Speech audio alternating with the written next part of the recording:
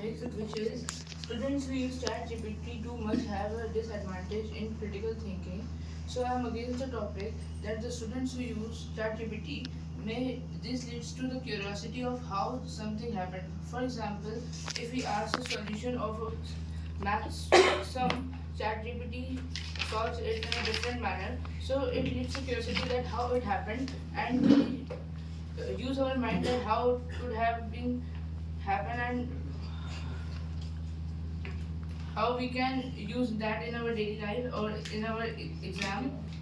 Second, May I ask the question? Not in between, never. Let him complete.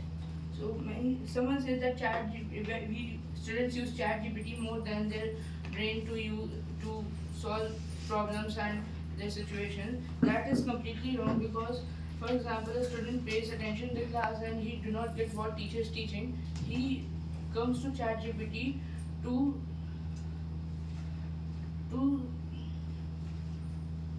understand that what he has missed in the class and to fit that in his mind in a simpler way.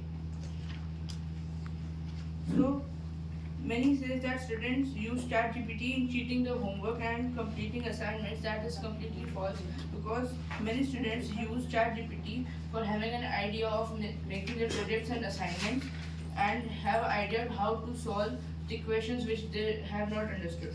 Thank you. My question? Yes. No, now? I am not ready to answer. No, that's not allowed. You can ask. Okay. A student does not pay attention in the class when they are having ChatGPT. If they won't be having ChatGPT, it's obvious they will pay attention. Exceptions are also there. If you read a chapter more than 2 to 3 times, you will eventually understand the topic. If you have to answer the questions with suitable keywords, then what will you do? You will Which find are them not in the mentioned. book. If I'm There not- are no keywords which are not in the book. Keywords mean the words which are used in the book.